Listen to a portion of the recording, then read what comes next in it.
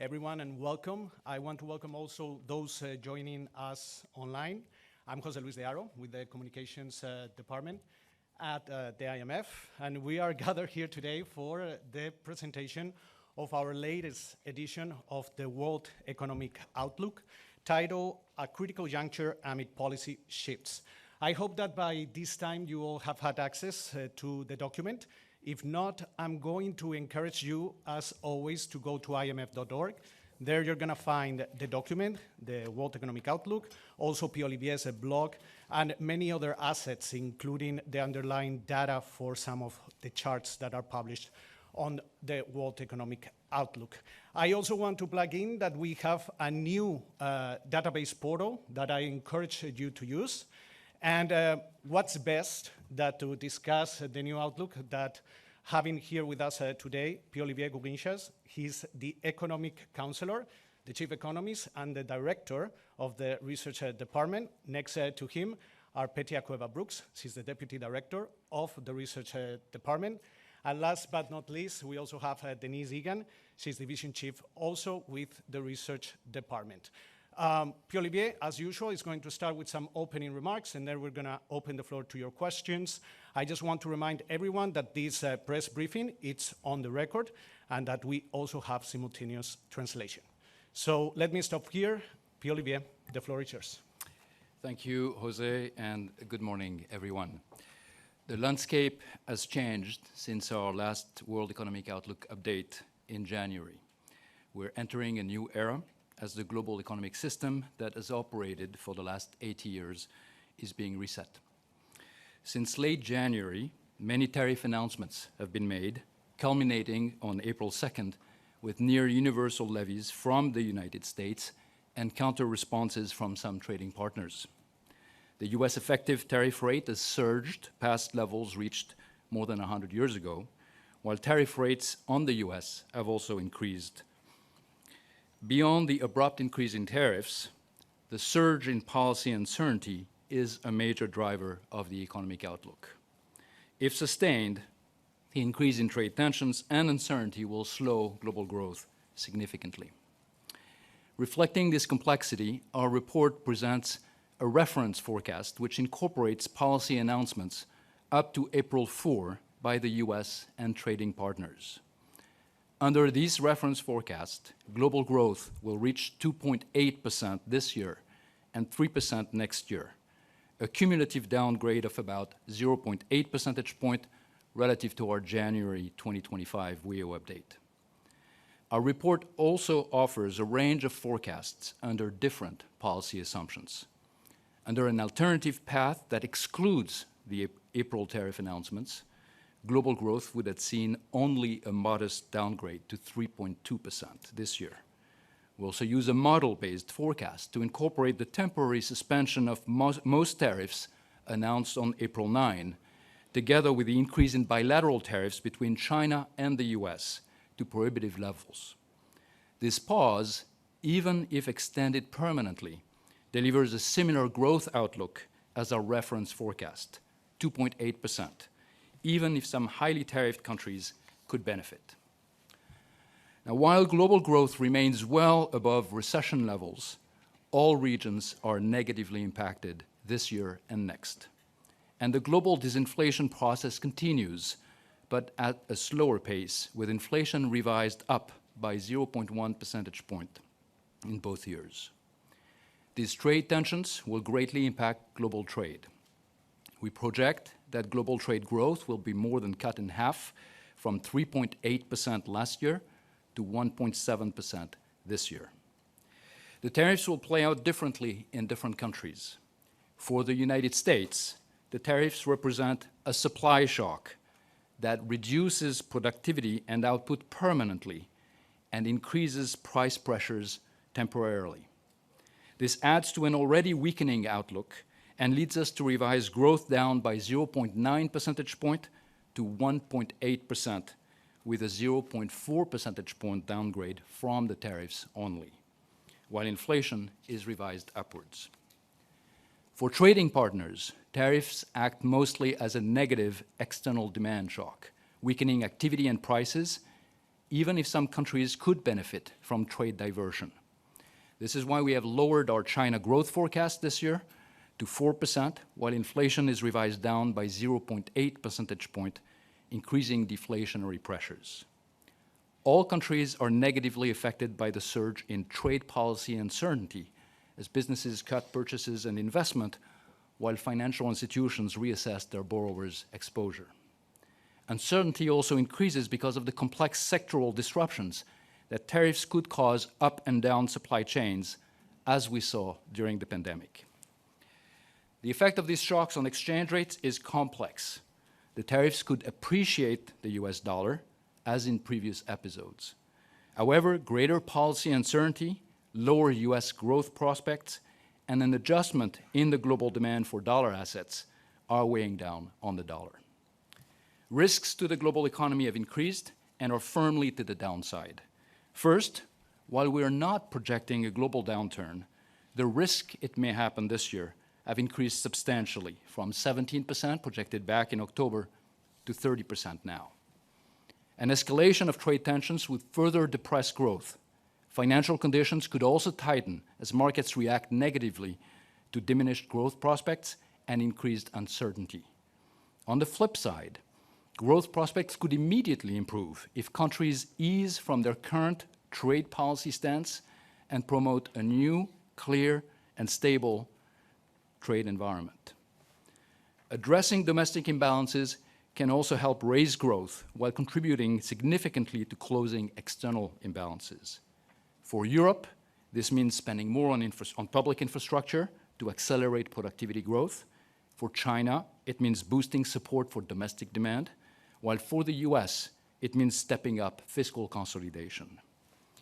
Turning to policies, our recommendations call for prudence and improved collaboration. Let me outline some key ones. First, an obvious priority is to restore trade policy stability. The global economy needs a clear, stable, and predictable trading environment, one that addresses some of the long-standing gaps in international trading rules. Monetary policy will need to remain agile and respond by tightening where inflation pressures re-emerge while easing where weak demand dominates. Monetary policy credibility will be key, especially where inflation expectations might de-anchor, and central bank independence remains a cornerstone. Many fiscal authorities will face new spending needs to bolster defense spending or to offset the trade dislocations likely to come. Some of the poorest countries, also hit with reduced official aid, could experience that distress. Yet debt levels are still elevated, and most countries still need to rebuild fiscal space, including by implementing structural reforms. Support, where needed, should remain narrowly targeted and temporary. It is easier to turn on the fiscal tap than to turn it off. Where new spending needs are permanent, as for defense spending in some countries, planning for offsetting cuts elsewhere or new revenues should be made. Finally, even if some of the grievances against our trading system have merit, we should all work towards fixing the system so that it can deliver better opportunities to all. Thank you. Thank you, Pierre-Olivier. Before we open the floor to your questions, some ground rules. First of all, if you want to ask a question, raise your hand. If I call on you, please identify yourself and the media you represent. Try to be succinct, stick to one question. We want to answer as many questions as possible. And also a reminder, we are here to discuss the World Economic Outlook. Those questions regarding country programs, institutional issues are going to be better placed for the regional press briefings that are happening later this week, and also the managing director's press briefing this Thursday. With that said, I want hands up. Okay, so I'm gonna start here in the center. Then I'm gonna move the room to my left, then to my right. I'm gonna start the lady with the green jacket there.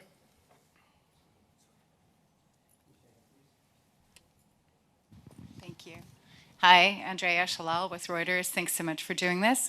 Pierre-Olivier, I wonder if you can speak a little bit to the fact that you haven't called out a recession. And, we are hearing lots of economists in the United States and other places. Most recently, yesterday, the IIF is now also forecasting a small recession in the second half of the year. what we see in the WEO is that the percentage of risk of a recession has increased pretty dramatically. Can you walk us through why you are not at this point calling a recession, for instance, likely in the United States, and what it would take to tip it that way? Thanks. Thank you, Andrea. So for the United States, we are projecting a significant slowdown. We're projecting growth will be at 1.8% in 2025, and that's a 0.9 percentage point slowdown revision in our projections from January. But 1.9% is obviously not a recession. And the reason for this is that we have a US economy that, in our view, is coming from a position of strength. We had an economy that was growing very rapidly. We have a labor market that is still very robust. We've seen some signs of weakening and slowdown in the US economy even before the tariff announcements. So in fact, the 0.9 percentage point downward revision that I just mentioned, only a part of this, maybe 0.4 percentage point, is coming from the tariffs. Some of that is also coming from weakening momentum. This was an economy that was doing very, very well, but was self-correcting and cooling off a bit on its own. And we were seeing already consumption numbers coming down. We're seeing consumer confidence coming down. So all of that was already factored in. But we're not seeing a recession in our reference forecast. As you mentioned, Andrea, we are, when we do our risk assessment, if you want, we are seeing the probability of a recession increasing from about 25% back in October to around 40% when we assess it now. Okay, I'm gonna move to this side, the lady here in red. Good morning. It's Noor Amashi from Asharq Bloomberg. Pierre, I wanted to ask you about the downward pressure on the dollar now. To what extent do you believe it can provide some some relief from the pressure on highly indebted emerging economies with a large share of dollar-denominated debt? And has this downward pressure on the dollar changed your outlook on all of those emerging economies that are still, under the impact of the high debt, as mentioned by the MD in previous meetings, where this high debt is really one of the impediments to growth? Thanks. Yeah, so we're seeing a weakening of the dollar that is fairly broad-based over the last few weeks. As I mentioned in my opening remarks, some of that is coming from the weaker growth prospects in the US. Some of it is coming from the increased uncertainty, and it's leading to a reassessment of the global demand for dollar assets. When we step back, we also have to realize we're coming from a position where over the last few years, there have been tremendous capital inflows into US markets, in particular risk markets. And that's something that, of course, my colleague Tobias Adrian will talk about in the GFSR press conference. So we are seeing some adjustment, some correction. The markets are handling it. We don't see signs of stress, even in currency markets. Now, the interesting development is, what does it mean for emerging markets? And you're right to point out that in the past, when dollar would strengthen, that would not necessarily be a good news for emerging markets because they have dollar-denominated debts, so that increases their liabilities and the pressure on them to service those debts, and that can lead to some tightening of financial conditions. So we are not seeing that right now, and so that's a plus. The flip side of this is, of course, the appreciation of some of these emerging markets' currencies means that they are also losing a little bit on the competitiveness side. So there is maybe something that is a bit easier on the financial conditions, something that is not as easy on the trade side. Finally, this is an environment of enormous uncertainty, increased volatility, and that, I think, is something that will dominate for many of the emerging markets. So when we're looking at our assessment, we are actually downgrading the emerging market economies for 2025 and 2026. Most of them, some of them may, as I mentioned, benefit, but overall as a group, they're downgraded, because they're also very plugged into the global supply chains. The uncertainty is leading to a pause in investment and activity, and they're going to suffer from the decline in demand for their products coming from the tariffs. Okay, I'm going to go with the gentleman here with the glasses. Thank you. Andrew from the Austrian Daily Standard. I just have one question. Could you elaborate a little bit on what will happen with trade flows in your models? I saw that in the basic assumption that the exports from the US are breaking in quite heavily, but not that much from China. Why is this so? And do I understand it right that this basic model does not yet integrate the additional hikes happening after basically April 9, so above 100% on import tariffs by the US? Thanks. So we are seeing a large impact on global trade coming from the tariffs. And that's going to be the case under any combination of tariffs where the effective tariff rates remains very elevated. And the reason why, when we looked at the different scenarios that I mentioned, whether it's a reference scenario or our April 9 scenario, which includes lower tariffs on many countries, but sharply increased tariffs between the US and China, the overall impact on the global economy is not very different because the effective tariff rate is, if anything, even higher under that pause. So global trade is going to be significantly affected. The particular configuration of trade, which bilateral trade flows are going to be affected versus others, that will depend on the final landscape in terms of tariffs. So we can anticipate that there will be much lower bilateral trade under either the reference scenario or the April 9 between the US and China. And that is weighing down on global trade growth. This is weighing down on global trade generally. Okay, I'm going to turn here to the center. I'm going to go to the first row. I'm going to go with the lady with the yellow bottle.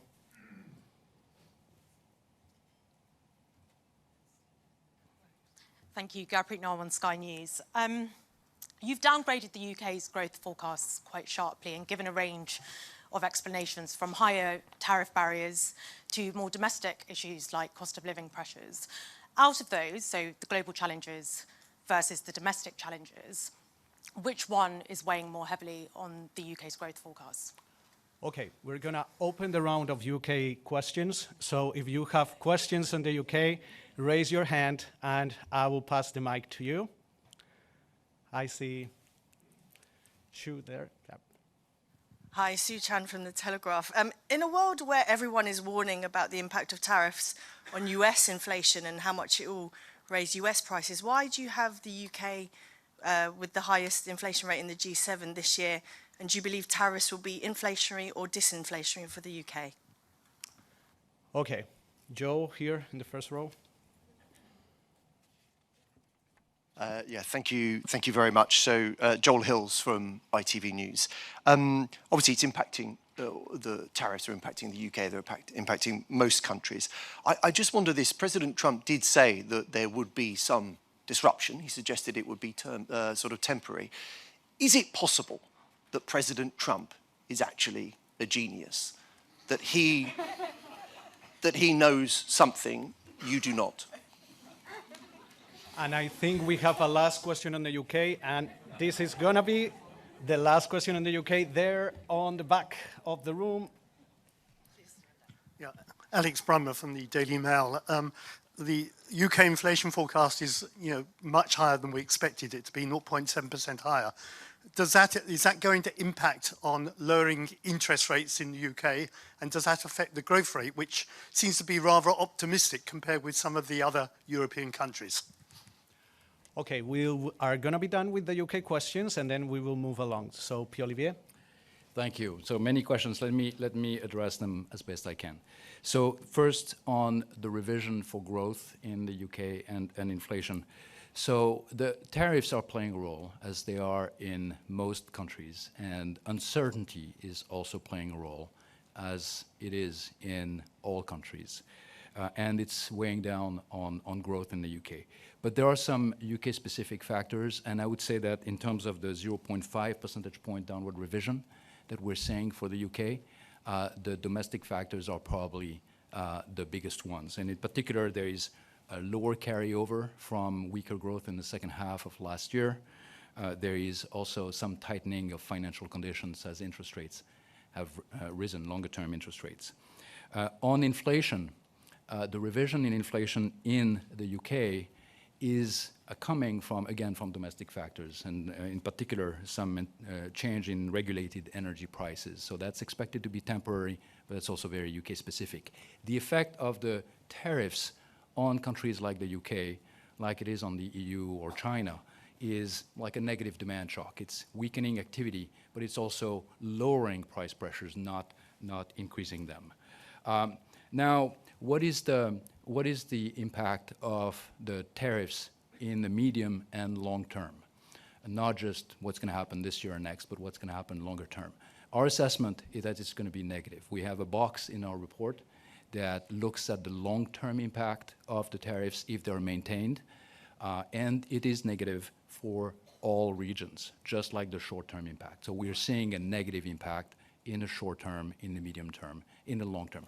Again, there are nuances. Some countries might benefit depending on the particular configuration of tariffs, might benefit from some trade diversion, but the broad picture is it's negative for the outlook. Now, and I will end with that, our forecast for 2025 is slightly higher than OBR's forecast. Some of this has to do with some of the underlying monetary policy assumptions.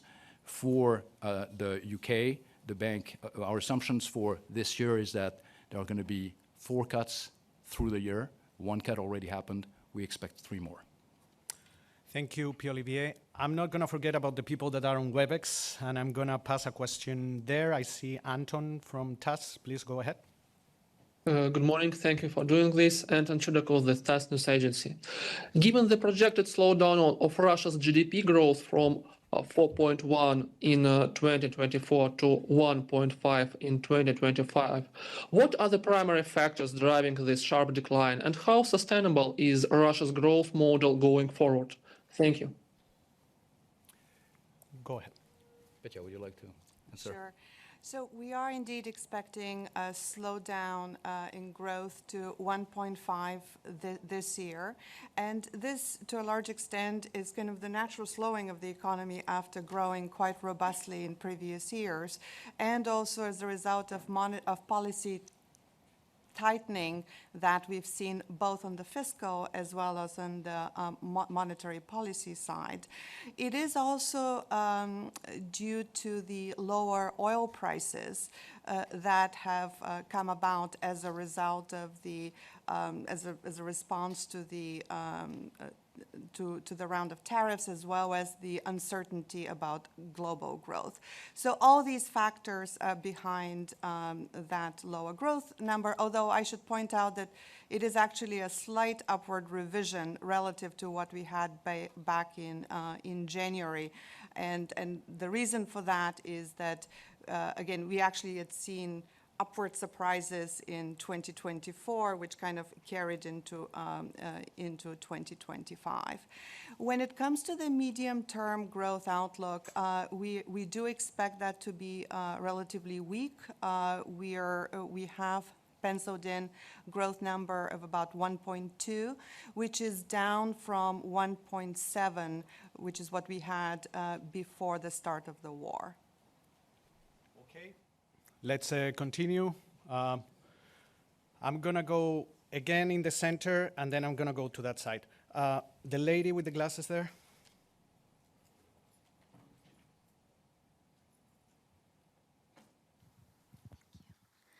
Hi, Maria Rosa Villalobos from El Comercio, Peru.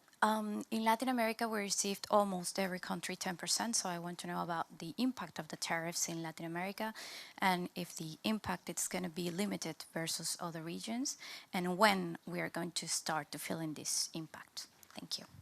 And before we answer the question, are there any questions on Mexico, Brazil, Argentina? Okay, Argentina, friends, go ahead. Hello, Patricia Valli from El Cronista newspaper. You've kept the 5.5 growth projection that was decided in the latest program that Argentina signed with the IMF. I would like to know why you're not seeing so much impact yet about of this general context. Okay, we can go ahead first with the Latin America overview, and then we can go to Argentina. I'll just say something briefly and then ask my colleague Petia to come in. So for Latin America as a whole, we're seeing activity that is largely driven by consumption on the back of resilient labor markets, while investment remains somewhat sluggish. And the slowdown in our projection reflects the impact of tariffs and the global growth slowdown, of course, which is also affecting countries in the region, policy uncertainty, and the withdrawal of fiscal stimulus and in some countries, monetary policy tightening. Yeah, I don't have a lot to add, just to say that the disinflation process has also slowed a bit. And this is also makes the policy trade-offs a bit more complicated with growth slowing down and at the same time, having still challenges on the inflation side. Okay, so we're gonna move on. I'm gonna ask the gentleman in the first row there because, oh, sorry, I forget about Argentina. Please go ahead. We cannot forget about Argentina. So the growth forecast for this year, you're right. We still have the upgrade of 0.5, and this is related to just the positive surprises that we had seen in spite of a very strong fiscal adjustment. The recovery in confidence, I think, has definitely played a role in driving us to have this forecast. That said, there are a number of risks related to tighter financial conditions, commodity prices, and a lot of others, which is true for many, if not most, other countries. Okay, so now we can move on. I'm gonna go, gentleman in the first row.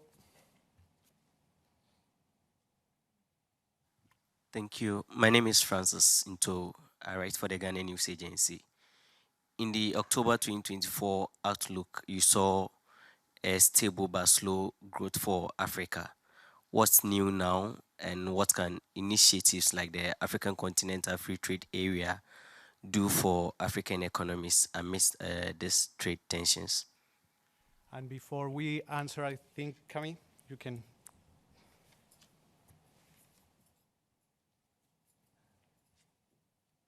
Hi, good morning. Kemi Oshikoya with the Africa Bazaar magazine. One of the things that you mentioned in your report is the demographic shift and the rise in the silver economic. Africa, on the other hand, has the reverse of that. So what is your recommendation in the short and medium term on how to deal with some of these challenges pertaining to tariff, monetary policy, and currency exchange? Thank you. Okay. Thank you. So I'll just say one word about the outlook in sub-Saharan Africa, and then I will ask my colleague Denise to come in and add more color and answer also the question on the demographic trends. So regional growth in sub-Saharan Africa improved significantly last year to 4%, and it will ease in 2025. And this is in line with a softer global outlook. And so we're seeing the same forces at play in the region as we are seeing more globally, and a downturn in the downward revision in our projection that is of the similar magnitude at about 0.4 percentage point. Denise. Thank you for the question. So on the demographic shifts, our chapter 2 basically points out that countries' age structures are evolving at different rates. As you pointed out as well, we have most Western economies, some Asian economies that are aging fast and in a healthy way, some of them, and then we have many sub-Saharan African countries that have a very young population. And what the chapter shows is actually there are important medium-term consequences of that, both for growth as well as external balances of countries. In Africa's case, basically what we would see is a demographic dividend coming from having a young population. And the question then becomes how best to leverage that, how best to use that and channel it into growth. And the answer there, first and foremost, depends on the structural reforms, the investment that's necessary on healthcare, on education, on human capital more generally, and also international cooperation, because our Chapter 3 looks at more carefully onto migration flows. And again, there we see that migration policy shifts in destination countries has spillovers for other countries, and this is especially true for emerging market economies and lower income economies. So again, international cooperation there, making sure that the growth dividends are utilized in the best way, is what we delve into in the chapter. Okay, I'm gonna go to the gentleman with you. Yeah. Raise your hand. Yeah, you. No. I'm going back. Then I'll go. There you go. Okay, thank you. Reporter from China Daily, Huanxin Zhao. Yeah, I have a question about China's growth. In your World Economic Outlook, it says China's growth forecast has been cut to 4% for this year, which is a 0.6 percentage drop from earlier projection. But China's National Bureau of Statistics a couple of days ago says predicted China's growth, GDP growth in the first quarter was 5.4%. So my question is, how do you see the disparity in the forecast? Is China more optimistic than you are? Thank you. Should I go? Yeah, go. Thank you. So yes, we are revising our growth projections for China down by 0.6 percentage points, as you've noted. I should flag that this number does not incorporate the latest release for Q1 that came after we close our round of projections. So this is not reflected there, and we will have to see how it affects our projections when we have our next round of WEO updates. But let me give you a little bit of perspective on the rationale behind our revision for China. The increase in tariffs, especially since China is one of the countries that is facing the most elevated tariffs right now, is going to have a very significant impact in our projections on the Chinese economy. In fact, when we do a decomposition, which I showed during my opening remarks, the impact of the tariffs on the Chinese economy would be a negative 1.3 percentage point on a revision on growth. So why do we only have 0.6? Well, because there are other factors that are helping to support Chinese growth in 2025 and 2026, one of which is quite important, is the fiscal support that's been announced since the beginning of the year, and that is adding up something of the amount of 0.5 percentage point. So the impact of the current trade tensions is very significant. It's partly offset. We expect it to remain quite significant also in 2026, when we have also a downward revision by about 0.5 percentage point. The other side of this, where we're seeing the impact of the tariffs, is on inflation, which is revised down. Our headline inflation projection for 2025 is actually at 0. So it's down from 0.8% to 0. So China is facing stronger deflationary forces as a result of these trade tensions. Okay, I'm gonna move to this side. The gentleman with the glasses here. Mohammed Bidewi, the New Arab newspaper based in Qatar. What impact the oil prices will have in exporting and importing countries in the Middle East? Thank you. Go ahead. So we have seen oil prices declining since our last projections, and the decline in oil prices in our interpretation is coming mostly from weaker global demand. So it's the weakening of global activity that is driving the decline in prices. There's been some increase in supply coming from OPEC plus countries, but broadly speaking, the decline is mostly coming from weaker demand. So that is going to play out in ways you sort of would expect. The commodity exporters are going to face lower export revenues from the decline in oil prices. That's going to weigh on their fiscal outlook, on their growth. For those countries that are oil importers, it's going to lower inflation pressures, because that lower oil prices is going to feed into lower headline inflation. It's going to also provide some modest support to economic activity there. Denise, anything to add on oil prices or Petra? No, I don't. Okay. Okay, so we're going to move to the center.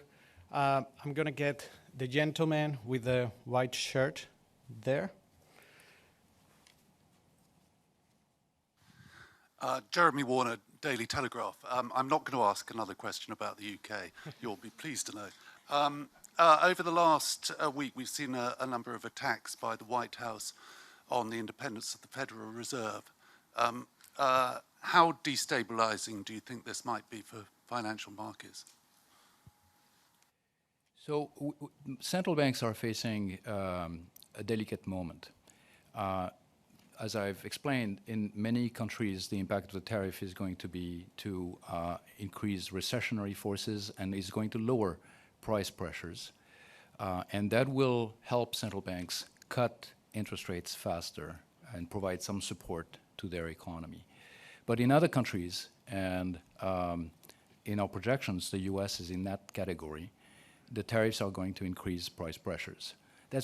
Price pressures in the US are increasing for other reasons as well. Service prices have been inflation of service prices has been quite strong, and that is something that we're seeing already, but the tariffs are likely to increase price pressures. We're projecting inflation to remain at 3% in the US this year, same level as last year, headline inflation. So in that context, if you also think about where we're coming from a period of very elevated inflation. We're just coming off the cost of living crisis, a surge in inflation rates to double digits that we haven't seen in more than a generation. So the critical thing is to make sure that inflation expectations remain anchored, that everyone remains convinced that central banks will do what is necessary to bring inflation back to central bank targets in an orderly manner. And central banks have instruments to do this. They have their interest rate instruments. They have various instruments of monetary policy. But one critical aspect of what they do is coming from their credibility. So central banks need to remain credible, and part of that credibility is built upon their central bank independence. And so from that perspective, it's very important to preserve that. Okay, we're going to have time for 2 questions. One of them is going back to WebEx. I see where. Please, come in. Yes, we are good with E-Type Media Group, and I have a question. You mentioned that the global economic system is being reset, and I'm not sure if one of the early signs in the financial markets, as we see that the market's moving from American exceptionalism to the sort of sell the U.S. narrative. So could you assess its implication for the financial market and the world economy as a whole? Yeah, well, we've seen some volatility in the markets, of course, whenever there is going to be potentially significant change in the economic structure of the global economy. I think we're bound to see some reassessment, and investors are going to try to figure out what's happening, and that's going to inject volatility, and we're seeing some of that.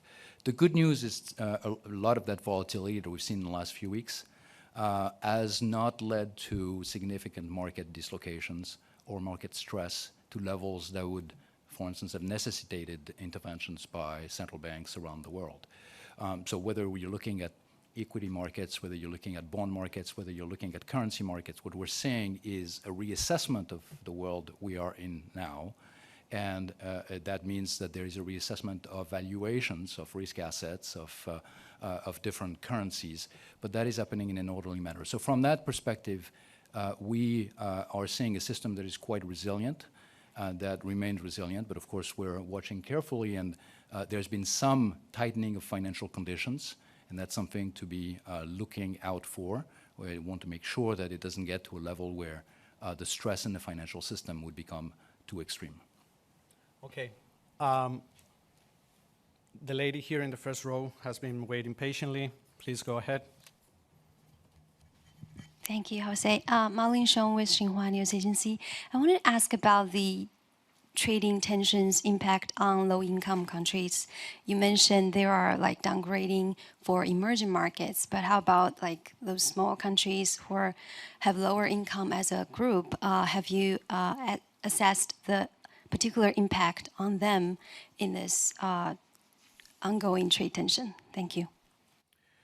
Well, thanks. So for low-income countries as a group, we are also seeing a downgrade, which we report in our report of 0.4 percentage points. We're expecting growth of 4.2% in 2025. So the 0.4 is very similar to what we're seeing at the aggregate level, 0.5. So from that perspective, it looks quite the same.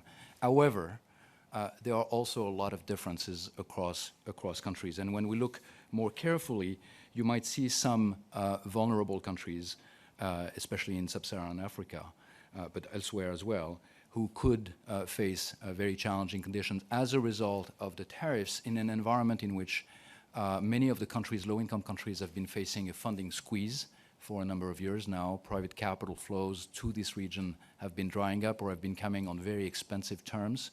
We're seeing a drying up also of some official aid flows. So some of these countries have very limited fiscal space. They're in a situation where the situation could become more challenging.